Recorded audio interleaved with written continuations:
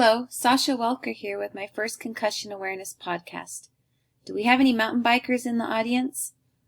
I have been a high school mountain biking coach with the Pleasant Grove Biking Vikings for 5 years and have taken concussion training each year. I have seen many youth concussions and helped minimize the effects of their concussions with proper and early detection. My podcast will share stories and experiences from other youth your age, parents, and coaches about concussions. Today I will explain what baseline testing is, share some concussion symptoms and treatment options, and give you some resources. I'm glad you're listening today. I know you will learn something that will help you or someone you know who's also in sports. I want to share a story that many of you will probably relate to. A few weeks ago, my son went for a mountain bike ride just above our house on the Valley Vista trails. He had a pretty bad wreck and hit the ground when he fell, but he called to let me know he was okay. He told me he hit his head and was dizzy, but only for a moment, and then he sat down and felt okay.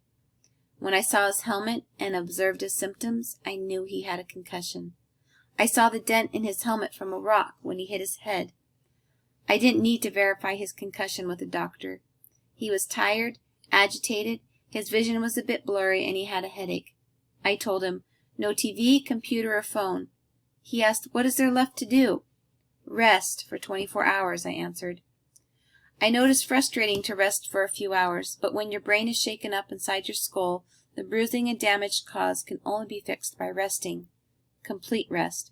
The longer you put it off, the longer your symptoms will continue, and the more chances your symptoms will return.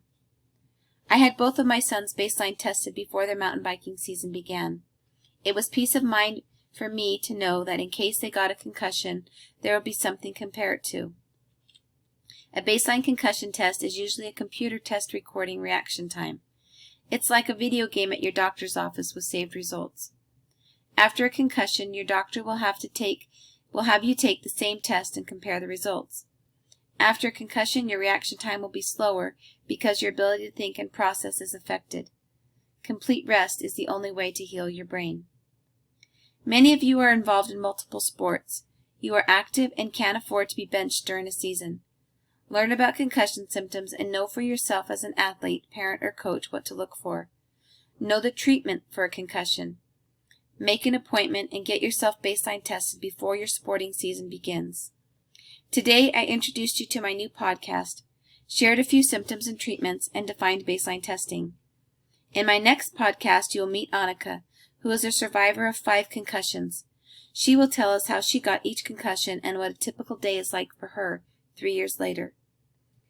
I will post a picture of my son's helmet in my show notes under the podcast link on my website, saveyourbrain.org. You will be able to see the dent. Imagine what would have happened if he was not wearing his helmet. On my website, saveyourbrain.org, you can also click and learn about concussion symptoms and treatments. Save your brain today, because chances are you will need it tomorrow. Thanks for spending a few minutes with me and listening.